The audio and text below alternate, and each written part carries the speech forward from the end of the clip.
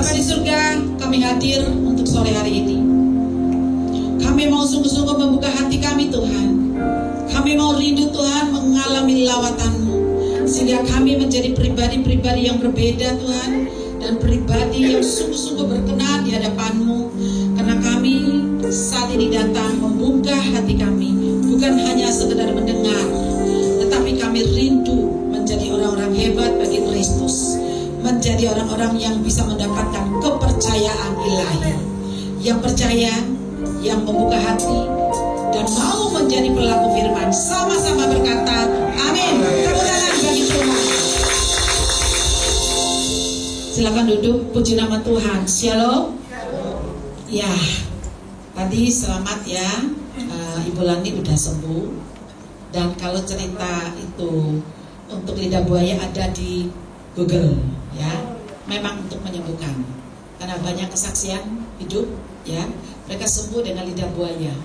Nah, mungkin lewat minum atau mungkin lewat tempelan, mungkin ini yang salah. Haleluya ya. Dan di Google itu memang benarnya menyatakan untuk menyembuhkan berapa, ada 15 penyakit ya. Jadi itu juga memperhambat kanker, bahkan menghilangkan setiap benjolan dan setiap ambien. Banyak yang menjadi saksi saudara ya. Nah, ini mungkin yang salah ditempel. Tapi toh kita bisa melihat dia sudah sembuh. Tepuk tangan. Karena walaupun pakai lidah buaya, tetap harus dengan iman. Amin saudara. Makanya saya suka sekali khotbah, dan Ibu Lani suka mendengar khotbah saya. Selalu saya berbicara tentang hati soalnya. Saya selalu berbicara tentang bagaimana kita membuang penyakit hati. Hari ini berbeda saudara, kita masuk dalam firman Tuhan yang luar biasa. Itu apa saudara, menjadi pribadi yang bisa dipercayai oleh surgawi. Amin saudara. Hari-hari apapun masalahmu, tidak usah fokus ke masalah kita, tapi bagaimana kita percayakan janji Tuhan. Ya, realita kehidupan yang kita kerjakan, belajar menyenangkan Tuhan, memberi yang terbaik. Amin saudara. Supaya kita tidak fokus terus dengan masalah yang memutar dan berputar di sekitar hidup kita. Kita masuk dalam firman Tuhan luar biasa. Kita belajar dari Rasul Paulus, bagaimana di dalam dia melakukan pelayanannya, dan kita tahu siapa dulu, dan dia menjadi orang yang dipercaya oleh Bapa. Nah, kita belajar dalam 1 Tesalonika 2 ayat yang ke-1.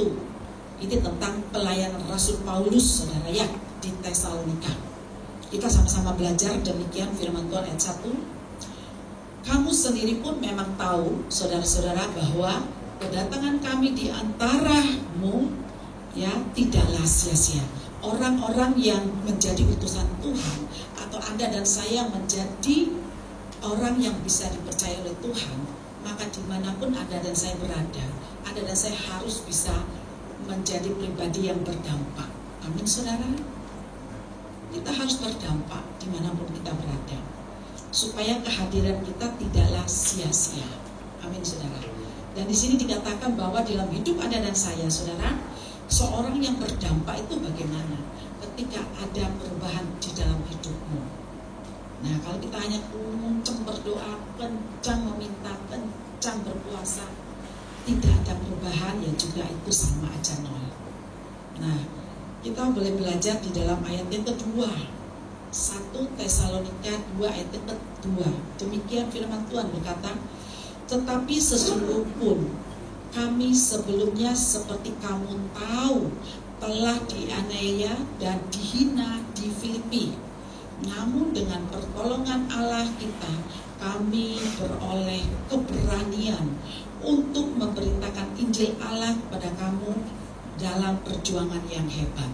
Di dalam hidup Anda dan saya, kita membutuhkan proses.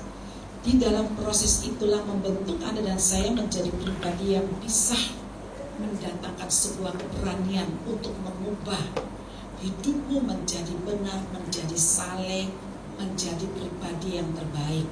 Artinya dalam hidup proses itu melatih kita untuk menjadi buah-buah roh saudara. Amin saudara. Untuk mengerjakan yang namanya penyakit hati tadi. Penyakit hati itu mengganggu kita. Penyakit hati dia menggagalkan karya Tuhan. Oleh karena itu kita harus dilatih. Manusia itu terus dilatih sampai kapan? Ketika maut menjemputnya baru selesai. Ketika kita masih bangun, itu harus dilatih terus. supaya kita bisa melekat, saudara ya. Kita tahu siapa ya. Saya kagum dulu ketika saya mengalami proses, saya dikuatkan oleh Rasul Paulus. Dulu seorang yang mungkin tidak dipercaya oleh seorang manusia, oleh orang dunia, oleh siapapun ketika dia mulai menjadi hamba Tuhan. Tapi dia harus melewati beberapa proses dan tantangan untuk membuktikan bahwa dia adalah utusan Tuhan. Amin, saudara. Seseorang yang bisa hidup dalam kebenaran, seseorang yang bisa memberitakan Injil dan menjadi pelaku firman, atau menjadi orang yang bisa dipercaya oleh Tuhan, dia harus menjalani beberapa fase di dalam kehidupannya. Dia harus kuat melewati setiap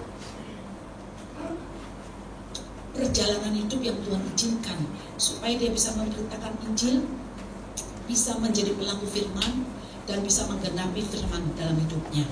Jadi firman kalau kita hanya dengar A, dengar B, dengar C, kita tidak punya pengalaman, tidak melatih hidup kita untuk menjalankan, maka kita tidak akan kuat, saudara.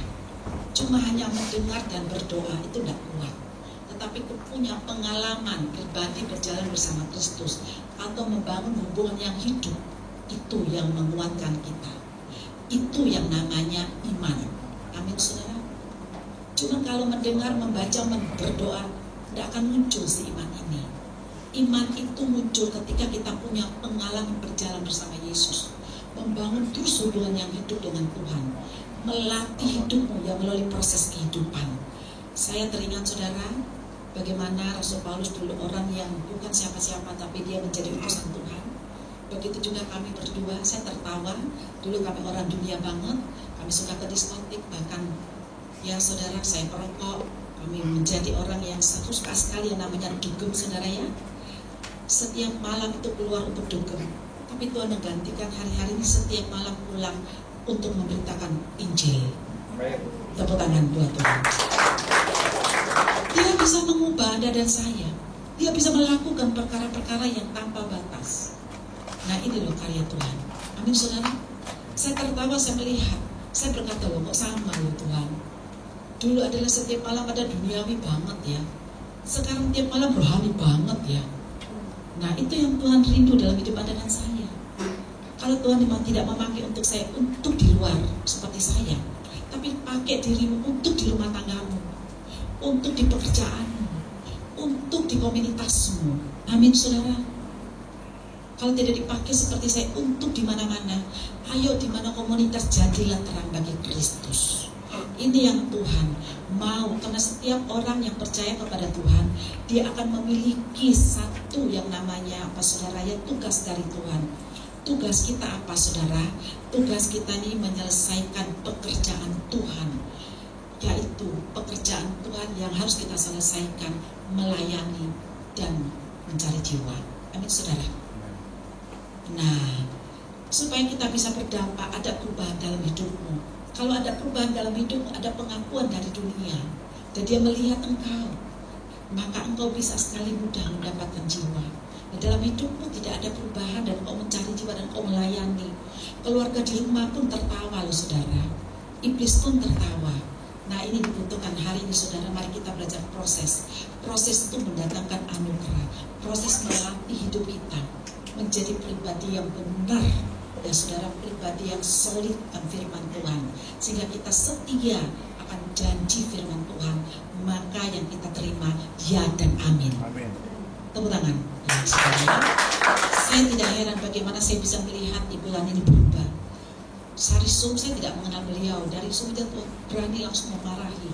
Seketika Tuhan berbicara, dia menerima, dia menangis, dia respon hati lewat Sum itu, saudara. Mari kita belajar hari ini, saudara ya. Yang ketiga, di sini dikatakan 1 Tesalonika 2 ayat yang ketiga, demikian firman Tuhan. Sebab nasihat kami tidak lahir dari kesesatan atau dari maksud yang tidak murni, dan juga yang tidak disertai dari tipu daya. Dari Tuhan itu murni, dari Tuhan itu tidak ada tipu daya. Dari Tuhan tidak ada hal yang membuat kita tersesat. Dari dunia banyak loh, kira mau menolong, kiranya mau membantu, butuh, ujung-ujungnya menipu. Akeh loh, saudara, hari-hari tertipu. Tapi dalam Tuhan tidak ada. Di Di dalam Tuhan tuh selalu melahirkan apa? Hati yang murni, ya, tidak lahir dari kesesatan atau dari maksud yang tidak murni. Jadi dia selalu mendatangkan kemurnian dalam hidup kita. Orang yang percaya akan Yesus, dia itu harus mau terus dinasehati, harus mau terus manut, mau dibentuk, saudara. Karena ada 4 hal anak Tuhan itu bisa dibentuk oleh Tuhan. Nasihat, teguran, yang ketiga proses. Kalau masih tidak mempan, yang keempat itu diratakan. Biasanya orang diratakan itu loh baru bisa mendengar suara Tuhan. Karena suara Tuhan masuk dalam hati manusia. Ya, suara Tuhan hati manusia lewat hati yang galau atau hati yang sukacita. Pertanyaan saya, ayo, bingung toh? Yang bilang galau angkat tangan, yang bilang sukacita angkat tangan. Puji Tuhan. Biasanya kalau suara hati kita lagi sukacita, kita tidak akan mendengar suara Tuhan. Yang selalu itu datang tawar-menawar. Duduk loh Tuhan, ini loh Tuhan. Tolak dalam nama Yesus, bedai loh Tuhan. Bisa doa puasa lagi, pakai Ester lagi biasanya. Haleluya ya. Tapi kalau sudah galau, kita sudah pasrah ikhlas, karepmu Tuhan, aku manut. Amin saudara. Karena ini terjadi dalam hidup saya. Lewat teguran, lewat suara, lewat nasihat gak mempan saudara. Lewat proses pun gak mempan. Yang terakhir saudara, diratakan, baru masuk ke suara Tuhan. Jangan saudara ya. Jadi saya mengatakan mari dalam hidup ini nasihat atau melalui pembentukan, dan kita akan jauh dari yang namanya pembenaran hidup. Orang Kristen hari ini masih banyak pembenaran hidup. Belajar uang itu tidak akan membuat engkau merasa damai sejahtera, tidak akan membuat engkau tenang di dalam Dia, tidak akan membuat engkau menjadi pribadi yang kuat di dalam firman. Makanya hari ini saudara mari belajar untuk tidak lengah oleh masalah-masalah yang masuk. Jadi belajar hari ini saudara, orang yang percaya pada Tuhan, maka dia harus mau dinasihati, mau ditegur, bahkan dia harus mau dibentuk oleh Tuhan, supaya dia jauh dari segala pembenaran hidup dan tidak lengah oleh masalah yang masuk. Sekarang iblis sedang menipu daya anak-anak Tuhan banyak lewat masalah kecil, lewat masalah sederhana. Mereka terkontaminasi, dan ini kalau tidak berjaga-jaga bahaya. Itu akan berpengaruh kepada banyak hal. Karena tahun ini tahun pemurnian, dan tahun 2024 ini tahun berkat seketika, berkat tiba-tiba, berkat tanpa batas. Kalau engkau kuat di dalam Tuhan, yang tidak mungkin itu luar biasa loh tahun ini. Berkat seketika itu mengejar Anda dan saya. Tepuk tangan yuk buat Tuhan. Mari belajar hari ini saudara. Dimana seorang istri kemarin hampir kecolongan. Dia lagi diberkati Tuhan, lagi luar biasa. Tiba-tiba dia tidak suka dengan beberapa sahabat suaminya datang nginap di rumah. Dan itu yang membuat dia emosi berlebihan. Sehingga dia akhirnya mengambil keputusan yang salah. Dan ketika dia telepon dengan saya, Bu Lili mau doa apa? Tidak bisa, Ibu ngomong dulu. Dan saya berdoa dulu, saya senang yang begini, saya minta Tuhan apa yang aku sampaikan, dan Tuhan berbicara banyak tentang hatinya. Kamu tidak senang hanya masalah sepele, dan Tuhan memberi ayat ini, ya 1 Tesalonika 2:3, kamu jangan mau disertai oleh tipu daya. Dia kaget saudara. Selesai mau ngomong apa? Sudah dijawab semua. Mari saudara, sehingga masalah kecil dia masalah mengambil keputusan, dan masalah keputusan ini bahaya, membuat bisnisnya rugi. Bisa loh saudara, macam-macam kalau orang itu tidak kuat di dalam Tuhan. Kenapa? Kata orang dunia, sumbunya pendek. Haleluya ya. Nggak ada di sini sumbunya pendek toh. Ayo bilang kiri kanan, nggak ada yang pendek sumbunya. Amin. Tepuk tangan ya. Yang keempat, ini poinnya saudara. Ya, ayat yang keempat. Sebaliknya, karena Allah telah menganggap kamu layak untuk mempercayakan Injil kepada kami, karena itulah kami berbicara bukan untuk menyukakan manusia, melainkan untuk menyukakan Allah yang menguji hati kita. Amin saudara. Di dalam hidup ketika kita ini sudah diisi tentang Tuhan, diisi tentang firman, diisi semuanya tentang kemauan Tuhan dan kehendak Tuhan, di dalam hidupmu yang ada itu adalah menyukakan Tuhan. Tidak ada masalah lain. Ya saudara, ketika hidupmu diisi tentang Kristus, tentang karya Tuhan, tentang semangat Tuhan, tentang maksud Tuhan, kehendak dan keinginan Tuhan, hidupmu itu memperoleh berkat tanpa batas. Tahun ini banyak anak rohani yang semuanya naik saudara. Beli rumah kayak kacang goreng, beli apa kayak kacang goreng. Saya tertawa dan tersenyum, padahal sementara dunia sedang gonjang-ganjing. Sebab tahun ini tahun berkat tanpa batas. Bagi siapa? Orang yang mendapat kepercayaan Tuhan. Tepuk tangan bagi Kristus. Jangan kecil hatimu saudara. Inilah keempat poinnya dari kehidupan yang sedang kita jalani. Ya, dari poin dari kerajaan surgawi. Ya, apakah kita mau terus menggenapi harapan-harapan surgawi?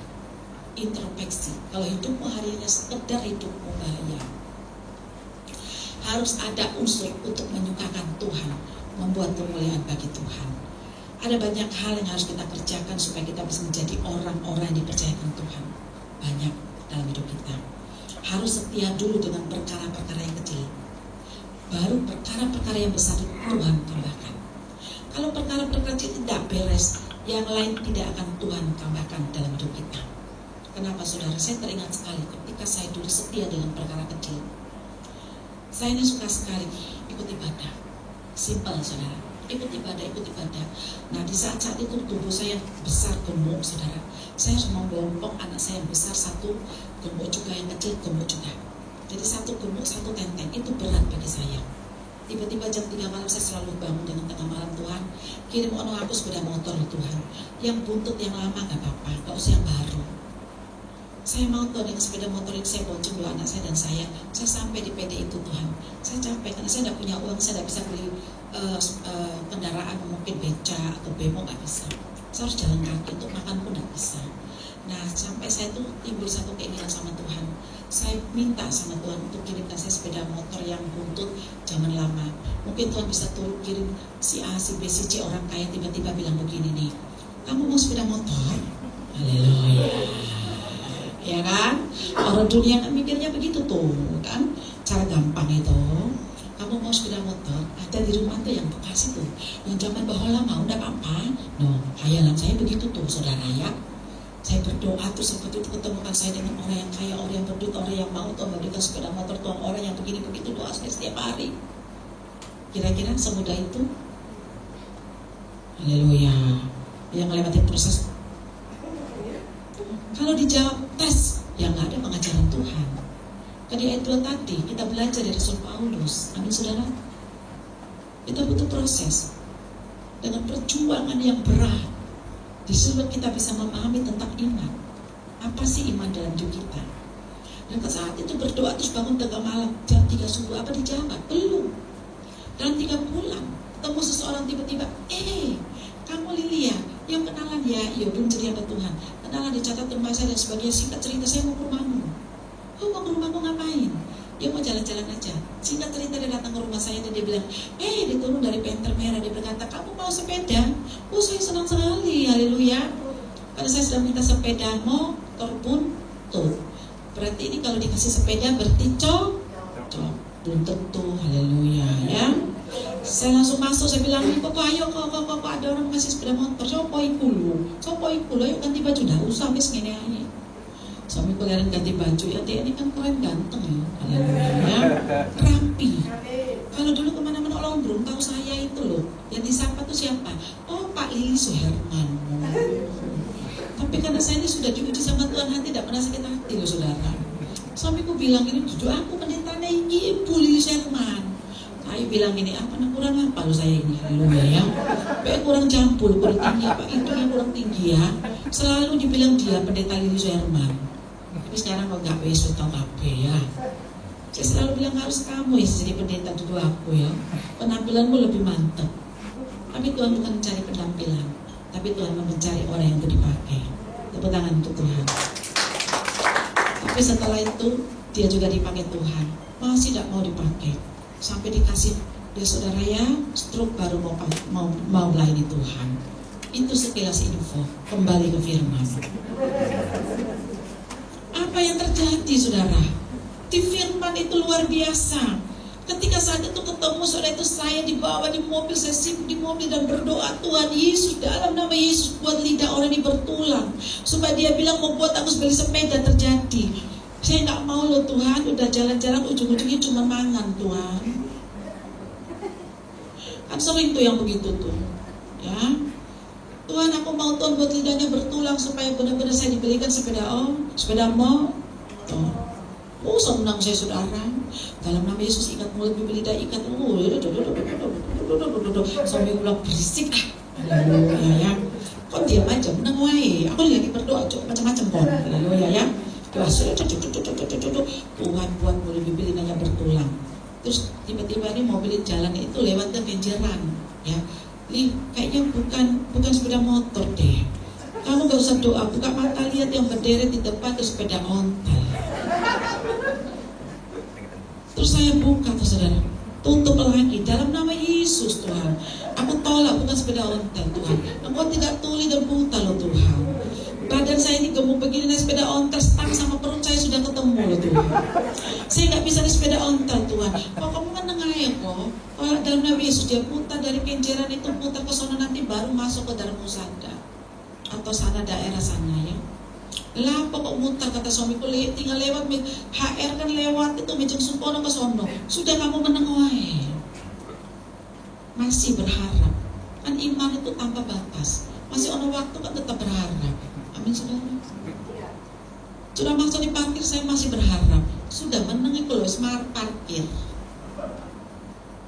Masih berharap dalam nama Yesus buat tidak ini cari tempat nanti muter lagi. Wes parkir bodoh dong. Nah, begitu aku lihat saudara, siapa yang ingat kesaksian saya ini? Padahal ingat ya. Puji Tuhan, haleluya. Padahal saya cukup heboh dari kesaksian ini dulu ya, ini ya. Saya dikenalkan ya ini dari kesaksian saya ini dulu awal pelayanan. Dan yang luar biasa saudara, saya turun, ini sudah ikut sepeda ontel. Saya gigit suami saudara, saya nangis jerit-jeritnya. Saya nggak mau sepeda ontel, pas sepeda motor. Suamiku bilang ini, kalau aku punya uang tak belikan kamu Innova. Terus saya bilang ya opo ini gak mau, sudah menang wae. Orang sudah turun, ayo mau yang mana itu? Warna merah, warna hijau, warna kuning. Beli yang mana? Saya saking jengkel setengah mati, merah kuning hijau kelabu. Oh yang mana? Merah kuning hijau kelabu. Merah kuning hijau. Yang mana? Kuning kuning. Yang hijau. Terserah. Kok terserah? Dibisik. Otak dagang keluar. Kamu beli dulu itu 350 loh. Nanti sampai di rumah kita jualan. Ya. Tepuk tangan bagi Tuhan. Ya. Tepuk tangan bagi Tuhan. Ya. Kalau sepeda itu nggak jadi bawa ke rumah, saya nggak jadi diproses. Jadi ini juga luar biasa. Dia punya potensi yang besar mendukung saya untuk diproses oleh Tuhan. Saya mengatakan oh iya sudah. Ya wis merah-merah, kuning-kuning, hijau, wis merah. Sudah hijau aja katanya ya. Dia tahu saya lagi jengkel sama mati karena nggak sesuai harapan. Dan begitu naik itu ya, pulang mobil di rumah, singkat cerita ya. Orang ini Tuhan nanti pulang nggak usah mampir, suruh dia pulang aja Tuhan. Aku nggak suka. Nggak usah sama Ci. Begitu sampai di rumah, mau pulang ya Ci, nggak apa-apa. Makasih ya Ci. Orang yang susah, ayo lo pulang. Begitu pulang sepeda di gondol, diangkat dan ditaruh depan saya. Tak tendang-tendang di dalam nama Yesus. Aku bernubuat dan berkatakan, tolak dalam nama Yesus jadi motor buntut. Tolak dalam nama Yesus jadi motor buntut. Itu bernubuat. Saya menolak itu 3 minggu. Kira-kira Tuhan jawab? Gak bisa. Harus melewati dulu. Manusia di luar sana tuh down sih kayak ngono. Maunya ditolak, ditengkis seperti badminton tuh loh. Smash. Haleluya ya. Terus berubah tren. Gak bisa. Tuhan butuh pengajaran ilahi untuk kita menjadi pribadi yang hebat, memahami tentang iman kita. Amin saudara. Dan singkat cerita, ketika saya akhirnya dari benci sampai suatu hari nelongso, saya setiap kali khotbah selalu pendeta itu berkata, kalau kaya sombong tak maklumi, miskin kere sombong kurang ajar. Saya marah sama suamiku, itu firman kurang ajar menghina aku. Ayo kita kok pulang kok. Suamiku bilang dia tidak tahu masalahmu. Itu Tuhan yang berbicara. Dan saya masih menolak. Berkali-kali pendeta itu ngomong, pendeta yang berbeda ngomongnya ujungnya ke sombong. Sombong, tidak tahu diri. Ya, saya akhirnya bilang, aduh apa saya tertuduh dan terintimidasi.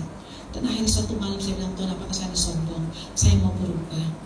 Tuhan mampukan saya minta sekuat tenaga untuk bisa mau naik sepeda ontel itu. Singkat cerita, saya belajar malam-malam sepeda ontel. Dan tiba-tiba saya belajar kena perut saya besar sekali. Tahu toh dulu saya ngomong, tahu toh. Puji nama Tuhan ya. Oh nggak ada yang tahu. Puji Tuhan, masih ada banyak yang nggak tahu ternyata ya. Saya ngomong setengah mati dulu ya. Jadi itu enggak perut duduk itu mas tangan itu sama saudara ya. Tapi saya belajar. Tiba-tiba ada yang ketawa, kiki sopo toh. Ternyata suami dan anak di balik pagar. Saya marah. Singkat cerita, saya belajar naik sepeda itu saudara. Saya nangis, saya nelongso, saya menjerit. Saya berkata, Tuhan kok terlalu aman. Tuhan tuh terlalu tahu. Saya diproses lewat kebangkrutan mental, diproses lewat perselingkuhan mental, lewat proses lewat sepeda ontel. Kok saya berubah? Tuhan tahu saya itu saudara ya. Itu makanya Yesus tuh hebat, tahu bagaimana caranya memproses Anda dan saya supaya menjadi orang hebat. Amin saudara. Dan ketika saya mulai belajar naik sepeda ontel saudara, begitu saya berjalan, orang-orang lihat saya gini terus, ketawa semua saudara ya. Saya suka berhenti satu tempat, kenapa sih diketawain? Baru saya sadar ada kaca. Satunya gendut, anaknya gendut saudara ya. Tapi saya jalan itu, saya belajar sampai suatu hari saya tuh malu ketika saya setiap kali ke PD selalu dibilangin nih, dibully saat itu saudara. Saya ngalami bully, dibilangin naik BMW. Saya marah. Kamu bilang aku BMW, aku marah. Akhirnya jadi bulinan saudara. Suatu hari ketika saya bisa tidak dibully, ketika saya memahami firman Tuhan, saya naik sepeda ontel saudara. Suatu hari saya bertemu dengan seorang ibu yang di PD. Dia tidak suka bully saya, satu-satunya suka memeluk saya dan mengasihani saya. Dan tiba-tiba saya kalau ketemu orang di mobil saya sepeda saya mesti dinaikin di sepeda mobilnya Panther. Saya merasa itu sangat memalukan gitu loh. Saya maunya ketemu cuman hai bye mari gitu loh. Kalau usah berhenti sepeda saya dimasukkan di Panther dan sebagainya, itu bagian saya merasa malu. Jadi saya tidak mau ketemu orang ini. Dari jauh dia datang, saya di sini, saya belok aja sembunyi dulu. Tanpa mikir kemana ya. Ini di Darmo Jalan Satelit saudara ya. Saya lihat ada pintu pagar orang yang terbuka, langsung saya belok kiri, masuk. Saya kenceng-kenceng. Orang itu satpam lagi sapu-sapu bilang gini, jangan masuk. Saya masuk saja saudara ya. Dan akhirnya dia pegang stang saya turun dengan nangis. Dan dia bilang, kenapa masuk sini, nanti bos saya marah. Pak sebentar itu tutup pintu merah, lewat dulu ya, nanti saya tak keluar lagi. Tuhan pakai satpam untuk menampar saya. Situ pengajaran yang ilahi. Saya kalau kesaksian ini saya pasti menangis saudara. Tapi semoga hari tidak menangis, karena itu pengajaran yang ilahi dalam hidup saya. Dan satpam itu bilang, kenapa dengan sepedamu ibu, sepedamu bagus sekali, sepedamu luar biasa, kenapa kamu harus malu? Saya bilang dia pakai Panther, saya cuma bisa naik sepeda ontel. Dan dia berkata mau ganti dengan sepeda saya.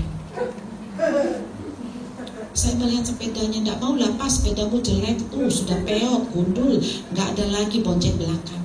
Tapi kamu tahu nggak, dengan sepeda itu saya bisa memberi makan istri dan anak saya. Dengan sepeda itu saya bisa menghemat transport, dan saat transport itu saya bisa kuliahkan anak saya. Saya sepertinya ditampar saudara. Tuhan Yesus bisa pakai apa saja untuk menolong Anda dan saya.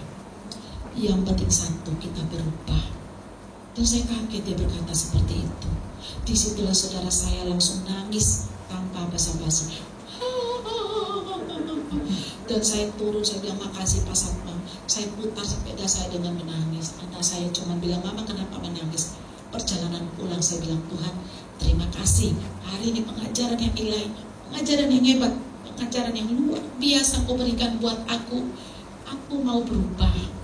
Hari itu saudara, saya naik sepeda dengan menangis. Orang tidak tahu kita menangis, tapi aku menangis saudara, yang luar biasa. Saya pulang ke rumah, saya bilang sama suami, Kok beli no kanebo? Haleluya. Suami bilang, kanebo buat apa? Kanebo itu buat siapa? Mobil, buat motor mungkin ya.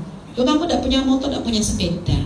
Ibu-ibu ini mau nangis, mau ketawa, jadi bingung ini ya. Haleluya ya. Yang luar biasa saudara, saat itu saya itu menangis saudara. Benar-benar saya bilang, Tuhan terima kasih, thank you. Karena saya menangis pengajaran Tuhan. Pengajaran Tuhan itu tidak nyantol saat itu lewat firman, tidak nyantol lewat khotbah, tidak nyantol lewat apapun keadaan sekitar, tapi lewat satpam yang menceritakan masalahnya juga lewat sepeda ontel. Situ saya menangis saudara. Jadi saat itu saudara saya pulang, saya bilang, oh beli sepeda ontel, beli suka depo. Buat apa? Buat lap sepeda. Dia terpikir-pikir, tapi besok dia beli. Mulai besok saya berubah, matikan pikiran saya, kedagingan saya, perasaan saya. Ternyata semua yang saya alami itu adalah tentang ego. Haleluya. Hanya perasaan manusia dan bukan perasaan Tuhan. Ketika saya mulai besok memuji dan menyembah, itu dikatakan perkara kecil.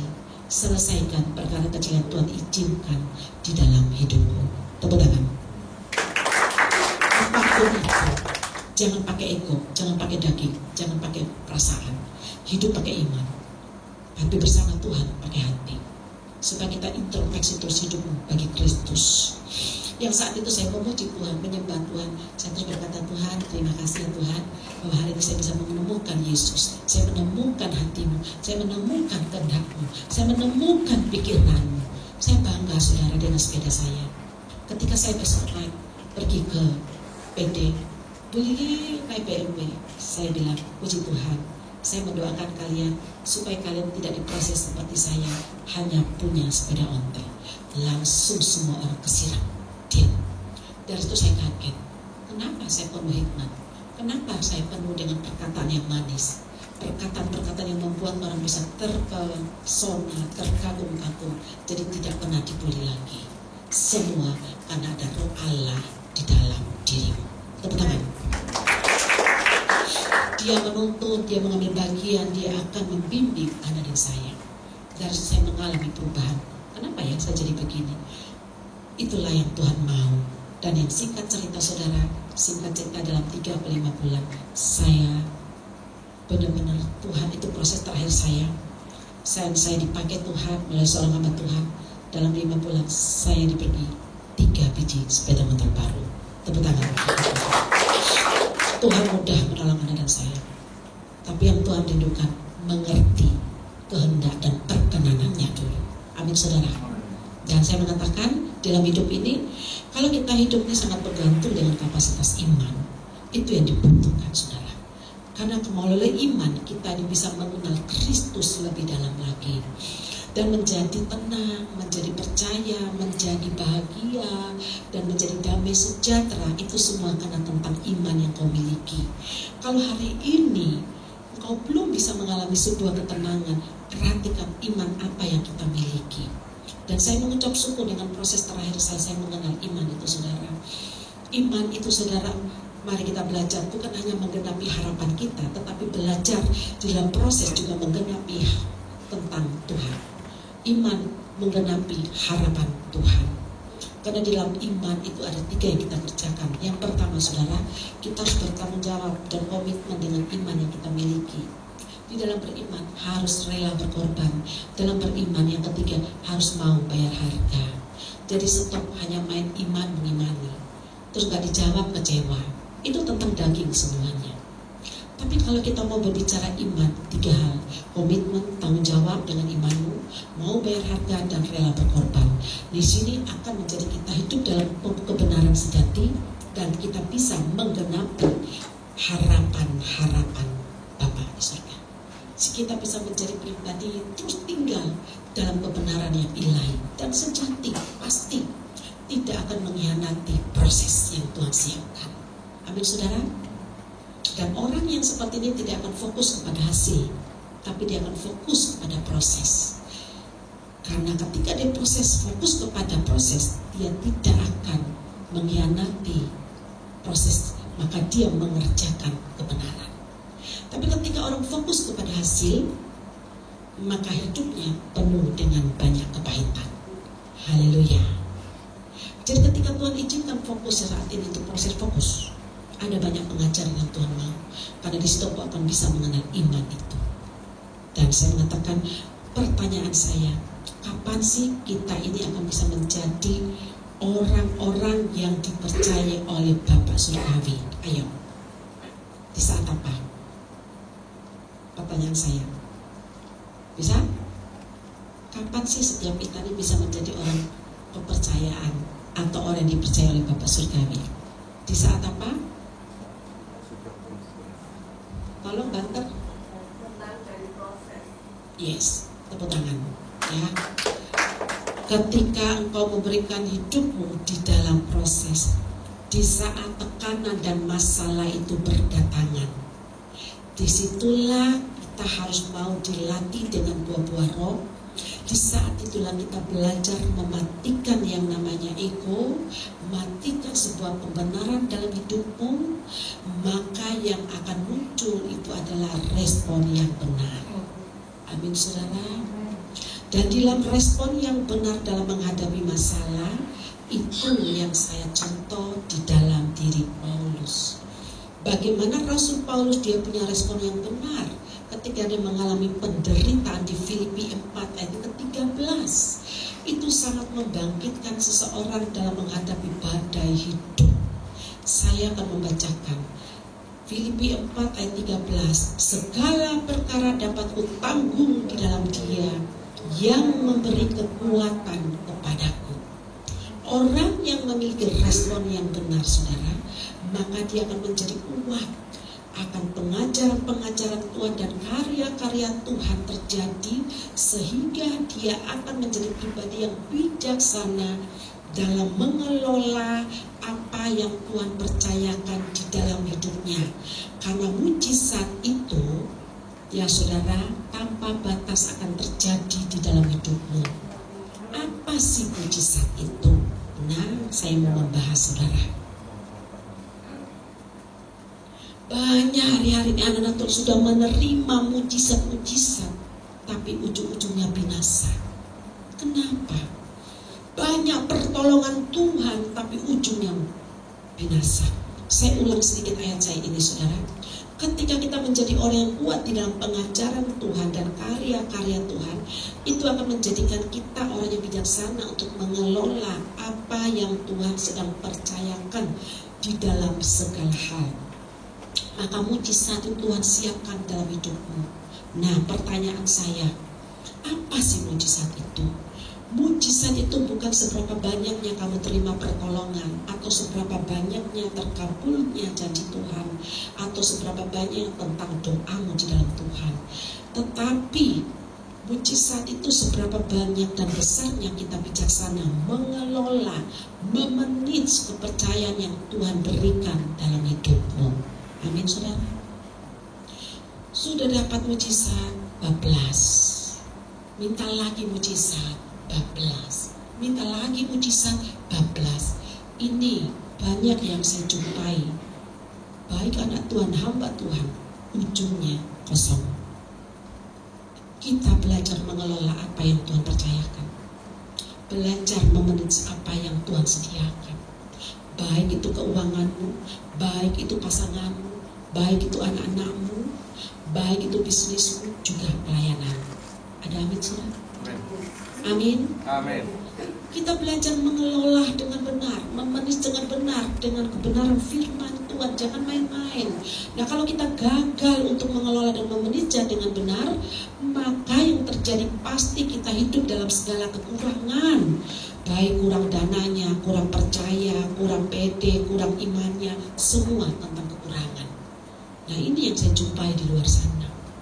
Jadi belajar menjadi pribadi yang cerdas, mengelola dan memanage apa yang Tuhan percayakan dalam hidupmu. Amin saudara. Kalau engkau tidak bisa mengelola dan memanage, engkau hanya minta tentang mujizat. Ketika kamu mendapatkan tidak bijaksana memakainya, selesai. Hari ini banyak saya menjumpai anak Tuhan, hamba Tuhan. Hari ini saya banyak mementor hamba Tuhan.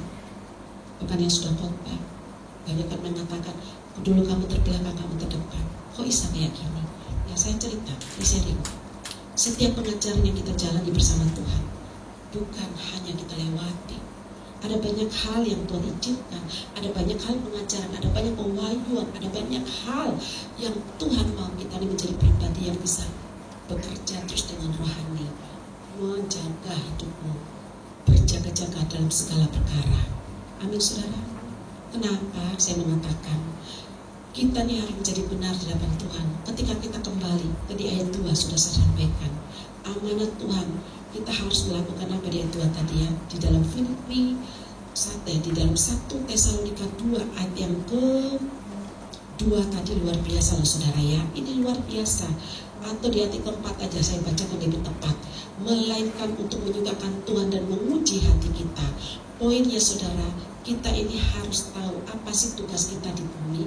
Di ayat 2 juga ini loh saudara, luar biasa. Untuk memberitakan Injil ya kepada kamu dan dengan perjuangan berat. Jadi tugas kita melayani dan memenangkan jiwa. Ketika kita kembali ke surga saudara, bukan ditanyakan seberapa lama kamu dibaptis, seberapa lama sudah kamu berkhotbah, seberapa banyak kamu sudah mengerjakan, mungkin mendapatkan rumah, mengerjakan ini, bukan yang ditanyakan. Apa tugasmu di bumi sudah kamu kerjakan? Ketika saudara saya sampaikan seorang bapak yang saya doakan saat itu saudara, saya ingat sekali ketika saat itu saya mendoakan dia, saya dijemput ya kaset, saya masuk dan saya kaget karena dia seorang hamba Tuhan yang cukup dikenal, dan pada saat itu banyak jemaat, dan saat itu juga banyak hamba Tuhan. Dan saat itu saudara di ayat 2 ini benar-benar berat. Di ayat 2 itu menguatkan saya ya saudara. Namun di sini dikatakan, tetapi sungguh pun sebelumnya seperti kamu tahu bahwa telah dianiaya dan dihina di Filipi, namun dengan pertolongan Allah kami memperoleh keberanian untuk memberitakan Injil, memperoleh keberanian memberitakan Injil. Di situ saya terkagum saudara, ketika Tuhan berkata kepada hamba ini dan itu didengar oleh banyak orang. Kamarnya cukup besar dan mungkin hampir 100 orang. Saya tuh takut ketika Tuhan menyampaikan bahwa kamu akan mati suri. Saya mau berkata, Tuhan, ini malu loh Tuhan kalau mati suri, kalau benar. Kalau enggak mati bablas piye? Benar enggak? Itu banyak hamba Tuhan besar loh. Tapi Tuhan, kamu kok takut untuk memberitakan Injil? Apa yang kusampaikan? Tapi saya berkata, Tuhan, ini banyak orang loh Tuhan. Amin. Buat untuk seorang aja kalau tidak salah, kalau salah aja gini. Ini ratusan orang, 100. Saya bilang, tapi Tuhan, kamu berani nggak? Sambil bagian, kamu menyampaikan, kamu berangkat ke Singapura, walaupun Indonesia ini sudah mengangkat tangan dan kamu tidak bisa diapa-apain lagi, kamu berangkat ke Singapura dan kamu percaya kamu di sana akan mati suri dan kamu akan bangkit kembali. Semua wow, tepuk tangan bersorak-sorak. Sono happy sini ketakutan. Ya kalau benar nggak benar piye? Kalau benar puji Tuhan, kamu akan dikenal. Kalau kamu tidak benar, kamu akan dihujat. Haleluya, tantangan terberat. Setiap dua ini, waduh ini perjuangannya berat. Waduh ini tidak gampang. Dulu kami pertama jadi betul muncul tidak gampang. Tidak seperti ini, ngamuk, marah, semua diterima. Dulu mau marah ke lopo, haleluya. Kayak kan Tuhan Yesus, haleluya ya. Itu buat orang, rumahmu juga ono. Mobil pun gak ono, bisa ini gak ono, malah dikejar. Maksud dimarah datang mana saudara. Dari luar lagi, dari mana-mana. Terus saya dikenal itu dulu, buatannya tegurannya. Karena tegurannya itu yang menjadi pasti terjadi. Lu buat mulut-mulut di dalam dirimu masih ada bosok, gak akan dijawab. Saya berani membuka orangnya, berani menegur. Begitu sudah sakit, dia rupa, mujizatnya. Nah itulah semakin dikenal saudara. Dulu saya berani saudara, hei baju putih, Tuhan bilang begini-begini, woi begini, begitu akhirnya mulai muncul saya saudara ya. Tapi saya bilang lama-lama Tuhan, stop jantung ini udah gak mau Tuhan, adrenalin terus Tuhan, haleluya. Ketika dikabarin Bu Lili, oh Bu Lili gak sembuh-sembuh di Singapura juga ditolak. Oh bagi Bu Lili ini bagaimana ini buatnya mati suri. Bu Lili ini dokter udah angkat tangan, udah ada harapan, udah tambah kencang saya berdoa, haleluya ya. Terus dibilang Bu Lili sudah ada harapan, dihitung hidupnya tinggal sekian. Sampai puasa Esther. Haleluya ya. Tergampang jadi kita ini. Puasa Esther, bolak-balik puasa Esther, bolak-balik di sana sebulan kita puasa Esther. Tergampang saudara. Ketika sudah mati, bilang Bu Lili udah mati, aduh sama jantung, sujud sayang. Aduh Tuhan, ya apa ini mati suri Tuhan. Udah hidup belum? Bel lagi, udah hidup belum? 15 menit belum? Aduh, aku sih mati gitu. Haleluya. Ya saudara, sempat jantung mau copot, mau keluar dari mulut. Gampang saudara. Dan dikatakan Bu Lili luar biasa, 20 menit itu dibangun batuk saudara. Batuk dan tiba-tiba langsung duduk. Waduh, saya loncat, tepuk tangan bagi Tuhan. Saya loncat saudara, saya bilang Tuhan Engkau luar biasa Tuhan. Tapi saya setelah itu saya tidak terlalu memperhatikan yang wow gitu. Sudah itu bagian Tuhan. Saya sudah lupa saudara. Ternyata mereka dicerita terus tentang saya. Akhirnya Tuhan, saya bilang nih Tuhan, itu kemuliaan bagi Tuhan yang promosikan aja. Saya ini tidak dipromosi dari satu organisasi, satu gereja, satu apa enggak. Saya dipromosi dari mulut ke mulut saudara. Jadi Sulaiman itu. Jadi akhirnya Tuhan membawa tinggi. Nah itu dengan banyak hal, cara-cara Tuhan itu di N2 ini. Dan satu hal, apa yang disampaikan, mau tahu? Boleh mati suri. Ternyata kami bangun baju putih semua. Kami masuk di Bu Lili, gemetar. Kami baku gemetar. Loh bisa takut juga sudah mati. Anak aja takut Bu Lili. Haleluya ya. Karena menghadap itu katanya itu ada malaikat-malaikat tuh ada sayapnya. Ternyata di sini dikatakan malaikat tuh enggak cowok. Haleluya. Tidak ada kelaminnya. Jadi mereka melihat kak cowok ya, melihat kak cewek ya, cantik ya. Dan mereka ada sayapnya saudara ya. Dikatakan itu masuk mereka pakai banyak baju tuh emas-emas saudara ya. Dimasuk itu ditanya tiba-tiba, sudah berapa lama kamu melayani? Sekian. Berapa jiwa yang kamu ini? Dia bilang ada. Terus dilihat, oh ya ini banyak jiwa karena dia seorang hamba Tuhan. Oh ya, apa yang kamu kerjakan? Ya saya melayani Tuhan. Lihat, oh ya memang kamu melayani. Ada ketulusan, ada ketulusan, ada ini. Dan lihat waktunya, belum waktunya. Kamu kembali, ting, batuk dia bangun. Tepuk tangan bagi Tuhan. Saya mendengar kesaksian itu saudara, memicu saya untuk mau sekali Yesus tetap Yesus. Mau sungguh-sungguh melayani. Ternyata luar biasa. Sebelumnya juga saya diperlihatkan neraka. Jadi banyak perjalanan hidup. Nah, mari saudara, saya menyampaikan, mari di dalam hidup ini firman Tuhan, mari kita belajar tentang iman tadi. Ya saudara, dan sudah mempertanyakan, apa di saatnya kita bisa menjadi pribadi yang bisa percaya Tuhan? Di saat Anda dan saya mengalami tekanan, disitulah Anda dan saya bisa memiliki respon yang benar. Seperti Rasul Paulus. Jadi hari ini apapun masalahmu, di ayat Filipi 4:13, segala perkara dapat kutanggung di dalam Dia yang memberi kekuatan kepadaku. Hari ini pula dan tempat ini jangan takut, karena Dia ada di dalam hidup Anda dan saya, yang selalu menemani Anda dan saya, yang selalu menyertai Anda dan saya. Ada amin saudara? Amin. Ya, sekali lagi, seseorang yang mendapat kepercayaan Tuhan, hidupnya itu akan dipuaskan selalu oleh firman Tuhan. Maka hidupnya dia akan punya takaran bersyukur. Jadi bersyukur harus ada takarannya. Kalau enggak, kita akan melihat terus rumput tetangga, melihat penampilan orang. Nah ini bahaya. Maka ketika kita punya takaran di dalam bersyukur, engkau akan punya bukti iman di dalam hidupmu. Bukti iman itu adalah sebuah ketenangan. Tepuk tangan bagi Tuhan. Tunjukkan kepada. Mari kita bangkit berdiri, saya mengundang.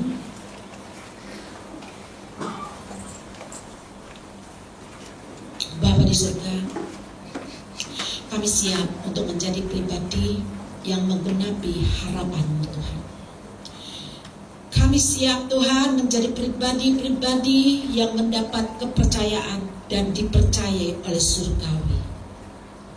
Urapi setiap kami Tuhan. Kalau hari ini kami berputar-putar tentang sekitar masalah kami dan harapan kami, kami mau belajar hari ini memegang janji-Mu, dan kami mau belajar menjadi pribadi yang dipercayai Tuhan, mengerjakan hal-hal dan menyukakan Tuhan. Tidak usah fokus dengan masalahmu, karena tahun ini tahun spesial.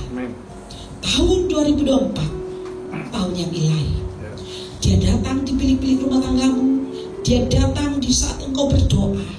Dia datang di saat engkau menyembah Dia. Di saat engkau membuka hati dan memiliki respon yang benar, Dia pasti menyelesaikannya. Karena tahun ini tahun pemurnian, tahun ini tahun kebesaran. Terima dengan iman. Sebelum saya tutup, silakan taruh tangan di dada, minta ampun sama Tuhan. Karena selama ini selalu minta kepada Tuhan tentang iman dan mengimani, tapi belajar mengerjakan iman dengan 3 hal: rela berkorban, mau bayar harga, ada tanggung jawab dan komitmen menjadi orang Kristen, sehingga tidak goyah, tidak mudah dibeli oleh apapun yang ditawar oleh dunia. Urapi setiap yang sudah berdoa, terima dengan iman, percaya Dia akan hadir di dalam rumah tanggamu. Dia hadir di dalam bilik-bilik hidupmu, dan Dia yang mengerjakan. Yang percaya boleh berkata amin. Tepuk tangan.